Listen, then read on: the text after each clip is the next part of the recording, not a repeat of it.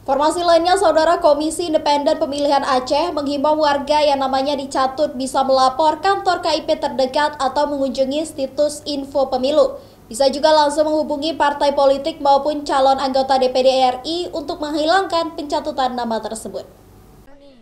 Sejumlah warga di Kota Banda Aceh mulai khawatir atas pencatutan nama mereka tanpa izin sebagai anggota pengurus partai politik maupun dukungan calon anggota DPR RI. Karena kebanyakan warga tak bisa mendaftar seleksi calon pegawai negeri sipil tahun ini. KIP Aceh menghimbau warga yang namanya dicatut tanpa izin sebagai anggota pengurus parpol maupun dukungan calon anggota DPD RI agar segera mengecek nama mereka di situs info pemilu KPU RI.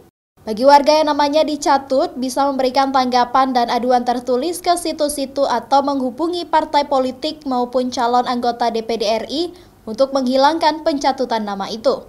Bagi masyarakat yang namanya dicatut, hingga sampai saat ini, nanti bisa langsung ke partainya untuk minta dihapus.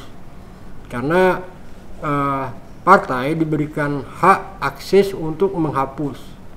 Jadi bukan lagi di KPU, tapi di partai yang bersangkutan. Masing-masing partai itu sudah memiliki. Jadi mau mengganti anggotanya, mau memasukkan anggotanya, mau menghapus, itu adalah kewenangan dari partai. Sebelumnya, KIP Aceh sudah mensosialisasikan kepada warga untuk mengecek nama atau identitas terkait status keanggotaan parpol pada Sistem Informasi Partai Politik atau SIPOL. Hal ini sebagai bentuk perlindungan terhadap hak politik warga negara, sehingga KPU RI bisa menindaklanjuti tanggapan masyarakat tersebut. Nova Misdayanti, Kompas TV, Banda Aceh.